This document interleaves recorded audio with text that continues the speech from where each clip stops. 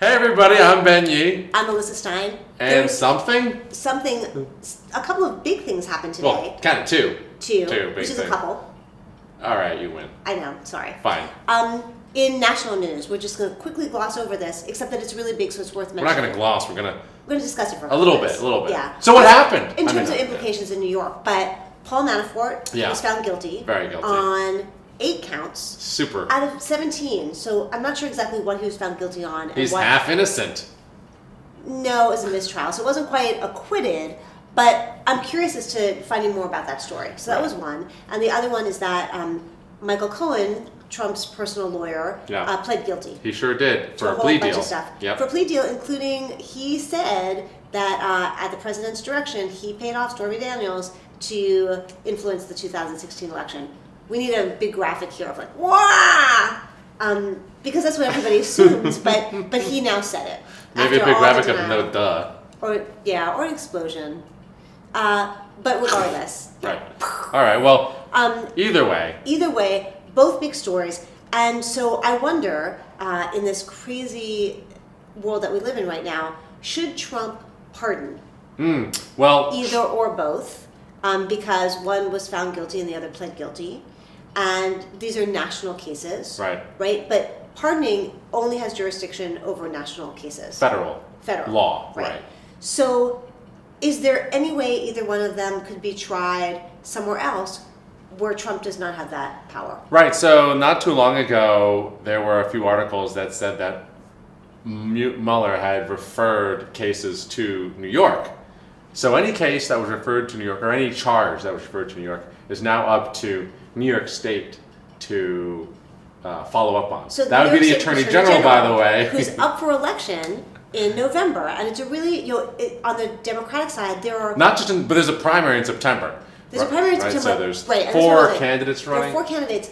I only read about one of them recently, but there are 3 amazing women running.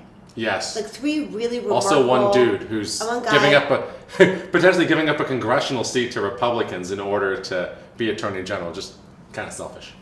That would be Sean Patrick Maloney. Okay, I didn't know about him, but it's Tish James. Yes. It's Zephyr Teachout. Yes. And Alicia Eve. Yeah, I saw her speak. She's amazing. This woman has such history. She was legal counsel to Joe Biden. Yes, but let's do another thing on the candidates for Attorney General. Right. So, but to bring it all back, the new Attorney General would have jurisdiction over these cases that are sent to New York. Right, so even if Trump pardoned them, anything that they had done which was referred to New York could be brought up in New York by the Attorney General, and there'd be no hope for pardon unless Andrew Cuomo decided to do it, which I think is highly unlikely, regardless of all of the corruption things that just came out. What? Okay, that too. Because he's up for primary again in September. Not likely. I don't think Nixon would pardon them either. Right, okay. For what it's worth. Okay. So there's a chance that they've been found guilty. Here's a question. I have no idea what the answer is, but would the charges in New York be the same charges? No. So they would have to be guilty of something in New York. Well, actually, so they could be guilty of the same thing in New York, but they would have just committed the crime in New York. So, how do I do? So, well, Michael Cohen pled guilty in New York, right, to federal charges, but since it happened in New York, couldn't he also be brought up? So, no, you can't be tried twice for the same crime. That's double jeopardy. Okay, and but also, you'd have to be tried for different things. Yes, but you have overlapping of federal and state crimes. So, as long as... So, for example, if there were a crime of theft or whatever that crossed state borders, that would be federal jurisdiction. But if you just stole something in New York, that could be referred to New York. And so they could be similar crimes, and whatever Mueller decided not to prosecute on under federal law or statute could be done in New York. But I'm not 100% sure of what exactly the crimes, which crimes were referred. Okay. But to end things on a silver lining kind of note, even if the asshole in chief says, I'm pardoning these people, there's still a good chance that they'll be taken down for the crimes they committed and were found guilty for in a different form in a different state. So one thing that... Oh, Ben, please don't burst the bubble.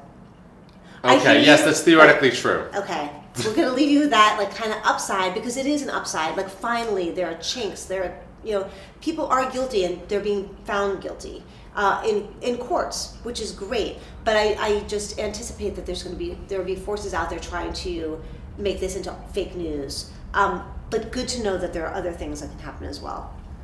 Yes. Yes. Okay. Updates on that as they come later. See ya.